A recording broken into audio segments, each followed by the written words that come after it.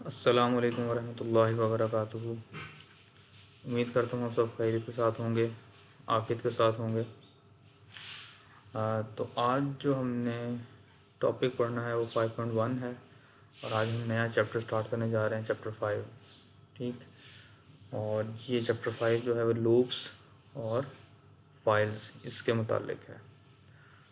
तो 5.1 जो है आज हमने वो पढ़ना है। तो 5.1 जो टॉपिक है इसका नाम है the increment and decrement operators. ठीक है, तो अभी तक आपने डिफरेंट ऑपरेटर्स पढ़े थे, मैथमेटिकल ऑपरेटर्स सबसे पहले आपने पढ़े थे मैथमेटिकल ऑपरेटर्स। उसके बाद आपने जो नेक्स्ट नंबर पे ऑपरेटर पढ़े थे वो रिलेशनल ऑपरेटर थे। फिर लॉजिकल ऑपरेटर्स पढ़े। फिर आपने जो है वो क्या उसका नाम है, एक टर्नरी ऑपरेटर था वो आपने पढ़ा। कंडीशनल ऑपरेटर आपने पढ़ा बेसिकली। और उसके बाद अब हम दो नए ऑपरेटर्स पढ़ रहे हैं जिनका नाम है इंक्रीमेंट और डिक्रीमेंट ऑपरेटर। ठीक है, नाम से जाहिर है इंक्रीमेंट का मतलब है कुछ इंक्रीमेंट करेगा, डिक्रीमेंट का मतलब है कुछ डिक्रीमेंट करेगा। ठीक है, तो बहुत आसान सी बात है। हमारे पास C++ में ऑपरेटर होता है plus plus, double plus plus, ठीक है, और डबल माइनस माइनस। तो ये ऑपरेटर क्या करते हैं, are the operator that add one and subtract one from their operand. तो बेसिकली इंक्रीमेंट और डिक्रीमेंट ऑपरेटर अपने ऑपरेंड में से एक को ऐड कर देंगे, उनमें एक ऐड कर देंगे या उनमें से एक माइनस कर देंगे। ठीक है, और इंक्रीमेंट और डिक्रीमेंट ऑपरेटर जो होते हैं ये यूनरी ऑपरेटर होते हैं। इनको खाली एक जो है ना वो ऑपरेंड चाहिए होता है और इनका ऑपरेंड हमेशा कोई वेरिएबल होता है। ठीक है, तो ये देखें, आपको पता है कि अगर आपने किसी वैल्यू में एक नंबर का इजाफा करना हो, एक एक का इंक्रीमेंट करना हो, तो उसके लिए ये स्टेटमेंट आपने पढ़ी हुई, आपने यूज़ की है। और इसी को हम शॉर्ट फॉर्म में इस तरीके से लिख देते हैं।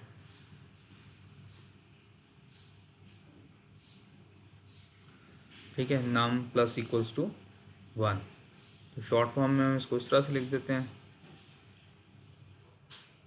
और ये ऐसे है।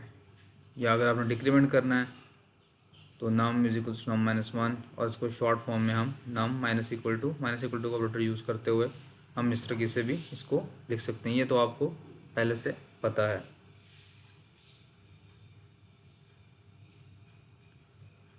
और यहाँ पर हमारे पास ये प्लस प्लस के ऑपरेटर्स हैं और नेगेटिव माइनस माइनस के ऑपरेटर हैं, बेसिकली इंक्रीमेंट और डिक्रीमेंट के ऑपरेटर हैं।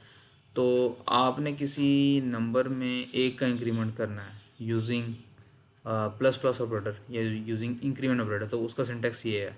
आप वेरिएबल का नाम लिखेंगे और उसके आगे प्लस प्लस। तो इसका क्या मतलब है कि इस नंबर में ये नम है, वे नम जो वेरिएबल है इसकी जो वैल्यू है इसमें वो एक इंक्रीमेंट कर देगा और ये नम की वैल्यू में एक डिक्रीमेंट कर देगा। ठीक है, सादा सी बात है, मुश्किल नहीं है। बाकी इसने इसकी प्रोनाउंसिएशन बताई है। The expression num plus plus is pronounced as num plus plus and num minus minus is pronounced as num minus minus. इसको हम ऐसे प्रोनाउंस करते हैं, num plus plus num minus minus. ठीक है, और प्लस प्लस एक इंक्रीमेंट कर देता है, माइनस माइनस एक इंक्रीमेंट कर देता है। और इनकी दो टाइप्स होती हैं। ठीक है, इंक्रीमेंट और डिक्रीमेंट ऑपरेटर की दो टाइप्स होती हैं। एक होता है पोस्ट फिक्स इंक्रीमेंट, एक होता है प्री फिक्स इंक्रीमेंट, एक होता है पोस्ट फिक्स डिक्रीमेंट और एक होता है प्री फिक्स डिक्रीमेंट। तो मैं आपको ये बता देता हूँ इनमें फ़र्क जो है वो क्या होता है।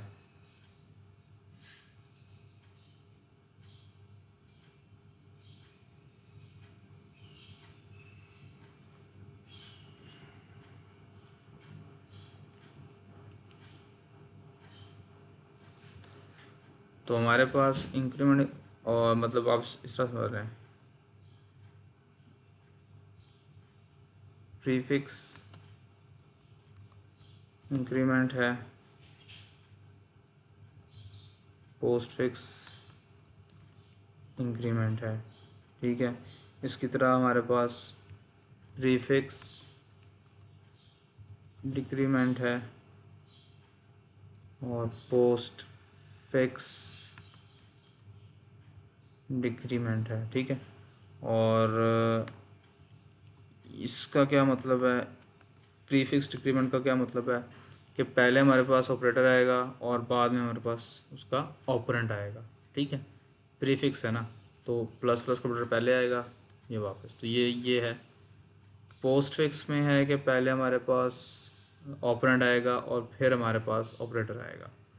बिल्कुल फिर दोबारा से प्रीफिक्स में है कि पहले हमारे पास ऑपरेटर आएगा और फिर हमारे पास ऑपरेंड आएगा। और इसी तरह पोस्ट फिक्स के अंदर पहले हमारे पास ऑपरेंड आएगा और फिर ऑपरेटर आएगा, ठीक है। इनके दरमियान गैप नहीं है, आपने ये स्पेस नहीं देनी, स्पेस देंगे तो सिंटेक्स एरर हो जाएगा। तो इस तरीके से, तो this is postfix prefix increment, then postfix increment, फिर प्रीफिक्स डिक्रीमेंट और पोस्ट फिक्स इंक्रीमेंट। तो इसको बोलते हैं पोस्ट फिक्स प्रीफिक्स। इनमें थोड़ा सा फ़र्क होता है, वो हम देख लेते हैं अभी, ठीक है। तो इनमें फ़र्क होता है थोड़ा सा, वो हम देख लेते हैं कि क्या फ़र्क होता है। तो 5.1 को अगर हम देखें तो इसने यहाँ पर एक वैल्यू डिक्लेयर की है, एक वेरिएबल डिक्लेयर किया नम, और उसको उसने 4 असाइन कर दिया, ठीक है। उसके बाद उसने जो है वो इसकी वैल्यू डिस्प्ले करी है द वेरिएबल नम इज़ नम। मैं इसको यहाँ पे जो है ना वो खोल लेता हूँ अपने पास, तो दैट विल हेल्प। हमारे पास है ये 5.1 है 5.1 है 5.1 है 5.1 है।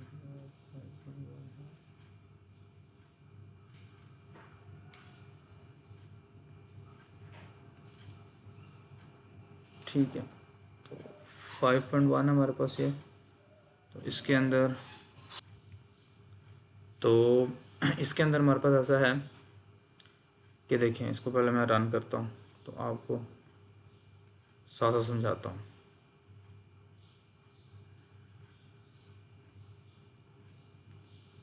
तो इसकी आउटपुट के साथ आपको इसकी इस प्रोग्राम की समझ आ जाएगी इंशाल्लाह।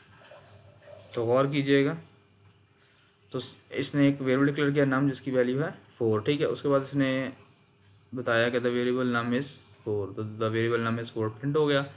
उसके बाद उसने बताया कि I will now increment the num, मैं अब जो है नंबर को इंक्रीमेंट करूँगा। तो use the postfix operator, ये पोस्ट फिक्स प्लस प्लस है, इसने एक ऐड किया और इसको डिस्प्ले किया। तो now the variable num is 5, ठीक हो गया।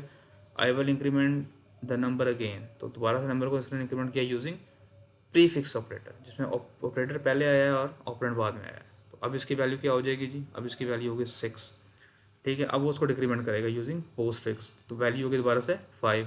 उसके बाद उसने मुझे इसको डिक्रीमेंट किया यूजिंग प्रीफिक्स ऑपरेटर, तो दोबारा से इसकी वैल्यू 4 पे आ गई। तो इसने बेसिकली प्रीफिक्स और पोस्ट फिक्स को इस्तेमाल करके दिखाया हमें इस एग्जाम्पल के साथ, इस प्रोग्राम के अंदर, ठीक है। और प्रीफिक्स पोस्ट फिक्स का बस रूल ये है कि प्रीफिक्स का मतलब है कि पहले आपके पास ऑपरेटर आएगा और फिर ऑपरेंड आएगा, और पोस्ट फिक्स के नंबर आपके पास पहले ऑपरेंड आएगा फिर ऑपरेटर आएगा, ठीक है। तो लेट्स मूव फॉरवर्ड।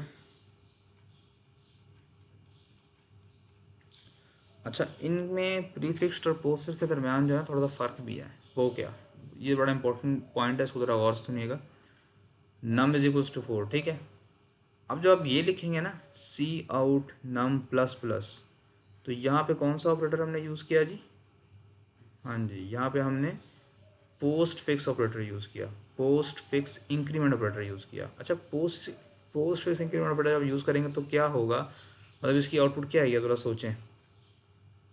तो अगर आप थोड़ा सोचेंगे तो आपको पता लगेगा ये पोस्ट फिक्स इंक्रीमेंट ऑपरेटर है, तो इसका मतलब है कि पहले जो है वो वैल्यू डिस्प्ले होगी, उसके बाद इसमें जो है कि इंक्रीमेंट होगा। पोस्ट फिक्स है ना, पोस्ट फिक्स बाद में, पोस्ट मतलब जो बाद में आने वाली चीज़ होती है, ठीक है। प्रीफिक्स जो पहले आने वाली होती है। तो पोस्ट फिक्स ऑपरेटर जहाँ पे यूज़ होता है ना इस तरीके से, तो ये सी आउट पे आप अगर इस तरीके से यूज़ करोगे तो पहले वो नंबर की वैल्यू डिस्प्ले करेगा, यानी कि नम की वैल्यू डिस्प्ले होगी 4, उसके बाद नम की वैल्यू में एक इंक्रीमेंट करेगा तो नम की वैल्यू 5 हो जाएगी।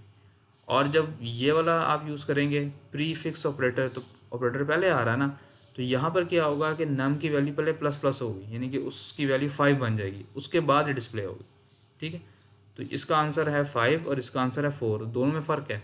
पोस्ट फिक्स और प्री फिक्स में फ़र्क है, दोबारा सुन लीजिए।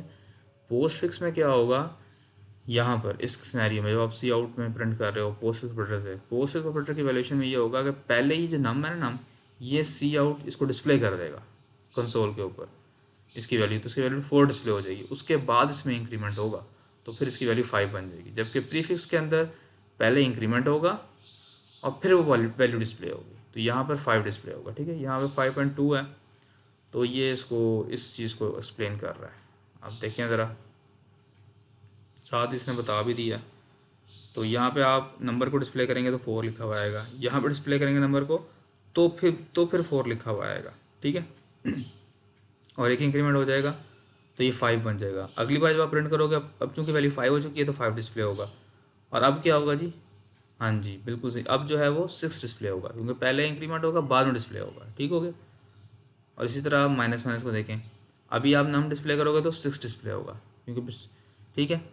और उसके बाद जब आप ये करेंगे तो क्या होगा जी, पहले नम डिस्प्ले होगा 6, उसके बाद इसमें से एक माइनस माइनस होगा तो वैल्यू हो जाएगी 5। अब यहाँ पे 5 डिस्प्ले होगा, और यहाँ पर क्योंकि प्रीफिक्स ऑपरेटर है तो पहले डिक्रीमेंट हो जाएगा तो 4 होगी वैल्यू और फिर डिस्प्ले हो जाएगी तो 4 आ गई। तो ये फ़र्क है इसके अंदर, ये जहन में रखिएगा, ठीक है। तो अब बताएं ज़रा इस कोड को देखते हुए कि एक्स और वाई की वैल्यू क्या होगी, थोड़ा सोचें। जी हाँ, यहाँ पे हमने एक्स को 1 से इनिशियलाइज़ किया, वाई में कोई वैल्यू नहीं है, तो वाई की वैल्यू यहाँ पे क्या आएगी जी, वाई की वैल्यू होगी, हाँ जी वाई की वैल्यू 1 होगी और एक्स की वैल्यू 2 हो जाएगी, क्योंकि पहले असाइनमेंट होगी और बाद में आप इंक्रीमेंट कर रहे हैं ना, तो पहले वाई की एक्स की वैल्यू वाई को असाइन होगी तो वाई की वैल्यू 1 हो जाएगी, और फिर एक्स की वैल्यू में इंक्रीमेंट होगा तो ये 2 हो जाएगा, ठीक हो गया। इसके अंदर लिखा भी हुआ है यही बात। और जी यहाँ पर क्या होगा, कौन बताएगा। हाँ जी, यहाँ पर ऐसा होगा कि वाई पहले एक्स की वैल्यू में एक इंक्रीमेंट होगा, एक्स की वैल्यू 2 होगी और फिर वो वाई को असाइन होगी तो वाई की वैल्यू भी 2 हो जाएगी, ठीक है। तो ये बस आपने ये चीज़ याद रखनी है, आसान सी बात है। दोबारा से हम इसको देख लेते हैं। दोबारा से कुछ और सिनेरियोस डिस्कस किए हैं कि जब आप मल्टीप्लिकेशन कर रहे हैं तो क्या होगा। तो ज़रा बताएंगे आप इस केस में ये ए बी और सी की वैल्यू क्या होगी, थोड़ा सोचें ज़रा। चलें मैं आपको बताता हूँ साथ साथ। ए की वैल्यू 2 है, बी की वैल्यू 5 है, तो C is equals to A multiply by B plus plus. यहाँ पे postfix increment operator use हुआ है, तो जी पहले ए और बी मल्टीप्लाई होंगे आपस में, तो ए को बी से मल्टीप्लाई करें जी, ए और बी को मल्टीप्लाई करेंगे तो आंसर आएगा 10, ठीक है। और 10 जो है वो किसको साइन हो जाएगा,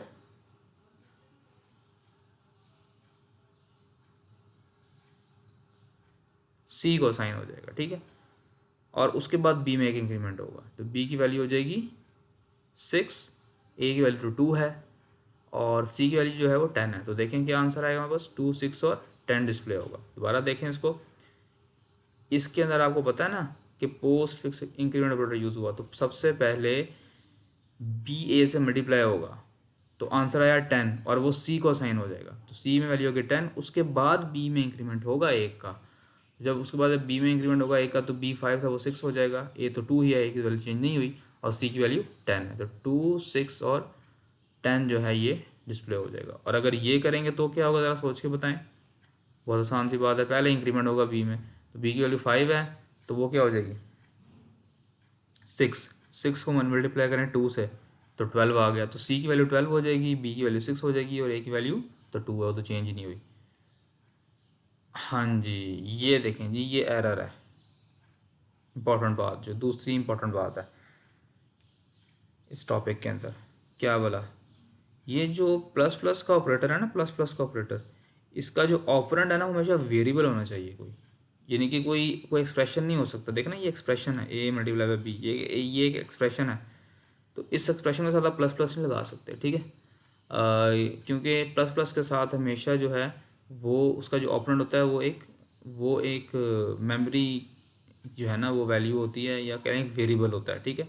इसने अंदर लिखा भी हुआ है क्योंकि इसने मेमोरी की वैल्यू को एक प्लस करना होता है, ठीक है। तो यूजुअली प्लस प्लस का और इंक्रीमेंट और डिक्रीमेंट जो इनके इंक्रीमेंट और डिक्रीमेंट ऑपरेटर जो होते हैं इनके जो ऑपरेंड्स होते हैं वो वेरिएबल होते हैं, कोई नेम कांस्टेंट भी नहीं हो सकते। जाहिर सी बात है नेम कांस्टेंट तो वैसे ही कांस्टेंट है, उसमें तो कुछ इंक्रीमेंट कर ही नहीं सकते, ठीक है। तो उसकी जो और ना ही कोई इस तरह की वैल्यू हो सकती है जो कि ना कोई एक्सप्रेशन हो सकता है जिसकी value on the spot calculate होनी है, ठीक है। ये आपने याद रखना है।